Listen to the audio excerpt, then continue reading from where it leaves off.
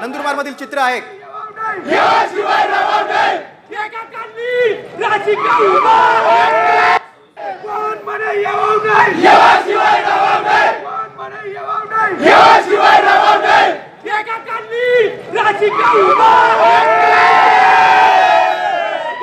तर एक मोठी बातमी आपण सध्याची बघतोय की अचलपूरमध्ये बच्चू कडू तिसऱ्या क्रमांकावरती गेल्याचं दिसतंय। अचलपूरमध्ये बच्चू कडू जे तिसऱ्या क्रमांकावर आहेत त्यांना हा झटका सध्या दिसतोय। बरोबर आहे आणि आमदार आहेत, विद्यमान आमदार आहेत, प्रहार संघटनेचे नेते बच्चू कडू तिसऱ्या क्रमांकावर फेकले गेलेले आहेत।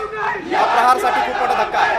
बच्चू कडूंचा हा गडच राहिला अचलपूर आणि यामध्ये ते तिसऱ्या क्रमांकावरती जाणं हा त्यांच्यासाठी मोठा धक्का आहे। ऐन निवडणुकीत बच्चू कडूंनी तिसरी आघाडी स्थापन केली होती। तर यावेळी तिसऱ्या आघाडीचं सरकार स्थापन होईल किंवा अपक्ष आणि बंडखोर यांना जास्त भाव येईल आणि कालच त्यांनी मोठं विधान केलं होतं की माझा विजय पक्का आहे आणि त्यामुळे मला महायुती महाविकास आघाडीकडून फोन यायला सुरुवात झालेली आहे की तुम्ही आम्हाला पाठिंबा द्या। परंतु अशात अचलपूरचा आपला गड राखण्यातच बच्चू कडू सध्या असमर्थ दिसत आहेत। तिसऱ्या क्रमांकावरती ते गेले तरी हा मोठा धक्का खरं बच्चू कडू यांच्यासाठी आहे।